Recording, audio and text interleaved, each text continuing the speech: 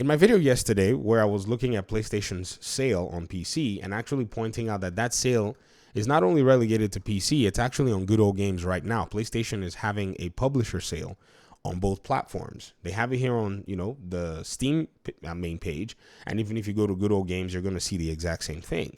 In that video, I said, a lot of people don't like to believe that PlayStation is a third-party publisher, but they seem to not realize that meaning of a third-party publisher is that you're publishing your games on other platforms.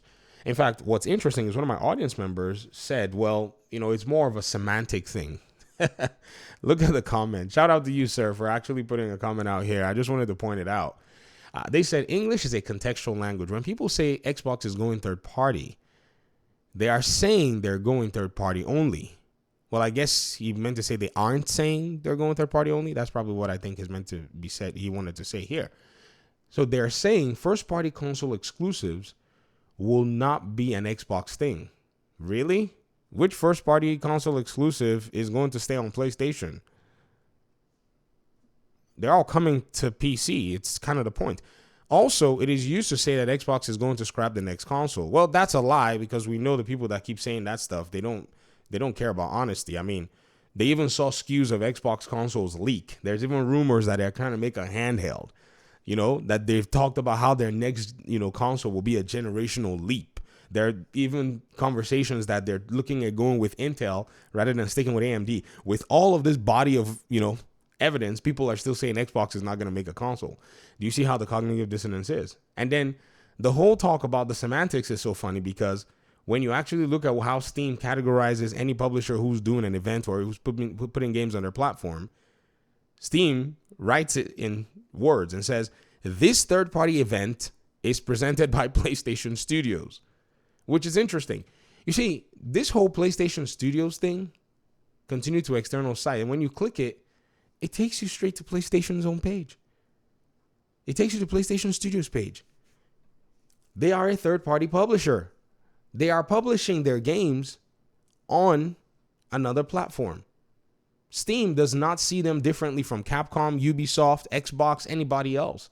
It's only PlayStation fans that want to live in this particular, world where they don't want to be accountable to the reality that the entire industry has simply transformed from what it once used to, be perceived as to what it is now.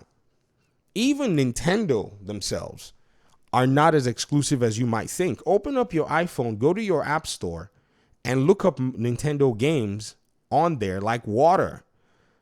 Open your Android store and see Nintendo games on there like water. Let's not parse it and try to call it what it's not.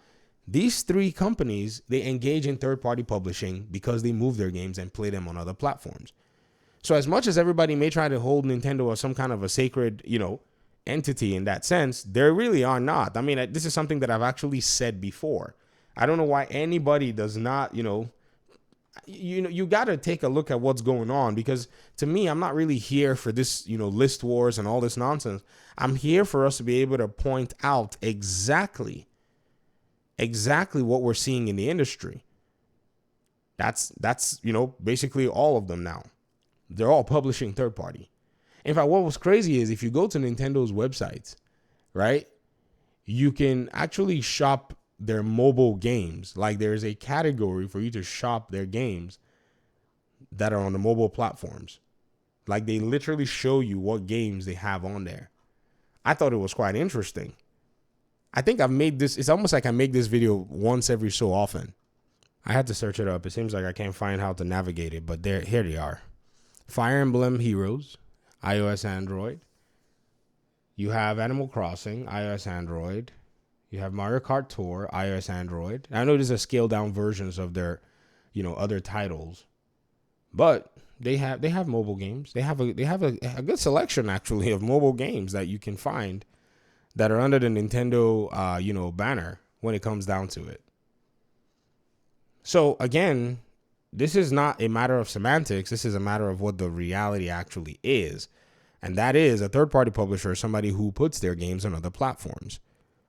Ubisoft has its own platform on PC. It has Uplay. Rockstar has their own platform.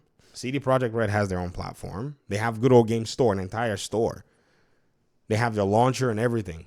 They're all still third party, and that's fine. There's nothing wrong with it. If anybody is actually, super exclusive in a sense, it's Valve themselves. But they don't make a lot of games, and they're not really here for it. They're here to just chill and provide a good service for their customers. Very interesting service. So once again, I think we need to basically establish that. And the reason this has changed is because the high castle of exclusivity has been disrupted severely. And guess what, guys? A day and date PlayStation game is coming to PC. Remember when I was talking about this stuff for a while? I'm going to make an entire video over this. This is Until Dawn and its PC specs. I just thought I'd do a teaser here. Catch you guys in another video. Thanks so much for watching. Peace out.